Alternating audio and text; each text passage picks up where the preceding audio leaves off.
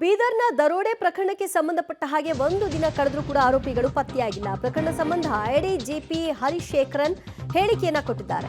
ಬ್ಯಾಂಕ್ನಿಂದ ಒಟ್ಟು 87 ಲಕ್ಷ ರೂಪಾಯಿ ಹಣವನ್ನ ಡ್ರಾ ಮಾಡಿಕೊಂಡು ಬರಲಾಗಿತ್ತು ಎಟಿಎಂಗೆ ತುಂಬೋ ಸಲುವಾಗಿ.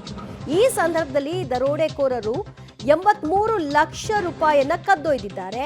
4 ಲಕ್ಷ ರೂಪಾಯಿ ಹಣ ಕೆಳಗೆ ಬೀಳಿಸಿ ಹೋಗಿದ್ದಾರೆ. ದರೋಡೆಕೋರರ ಗುರುತು ಇನ್ನೂ ಕೂಡ ಪತ್ತೆ ಆಗಿಲ್ಲ. ಆದರೆ ಪತ್ತೆ ಹಚ್ಚುವಂತಹ ಕಾರ್ಯವನ್ನ ಮುಂದುವರಿಸಲಾಗಿದೆ ಅಂತ ಹೇಳಿದ್ದಾರೆ.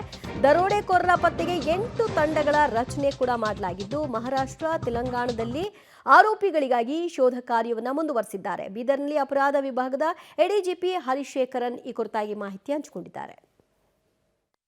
ಮಾನ್ಯ ಡಿಜಿ ಮತ್ತು ಐಜಿಪಿ ಶ್ರೀ ಅಲೋಕ್ ಮೋಹನ್ ಅವರು ಇಮ್ಮಿಡಿಯೇಟ್ ಆಗಿ ಸ್ಪಾಟ್ಗೆ ವಿಸಿಟ್ ಮಾಡಿ ಈ ಇನ್ವೆಸ್ಟಿಗೇಷನ್ ಬಗ್ಗೆ ಪ್ರತ್ಯೇಕವಾಗಿ ರಿವ್ಯೂ ಮಾಡಬೇಕಂತ ಹೇಳಿ ನನಗೆ ಆದೇಶವನ್ನು ನೀಡಿದ ತಕ್ಷಣ ಇವತ್ತು ಬೆಳಗ್ಗೆ ನಾನು ಬೀದರ್ಗೆ ಆಗಮಿಸಿ ಈಗಾಗಲೇ ಸ್ಥಳ ಪರಿಶೀಲನೆ ಮಾಡಿ ಹಲವಾರು ಆಸ್ಪೆಕ್ಟ್ ಬಗ್ಗೆ ಇನ್ವೆಸ್ಟಿಗೇಷನನ್ನು ನಾವು ಚುರುಕುಗೊಳಿಸಿದೆವು. I personally thanks to Maharashtra state police and also Telangana state police. ಅವರು ತುಂಬ ನಮಗೆ ಸಹಾಯವನ್ನು ಮಾಡ್ತಾರೆ.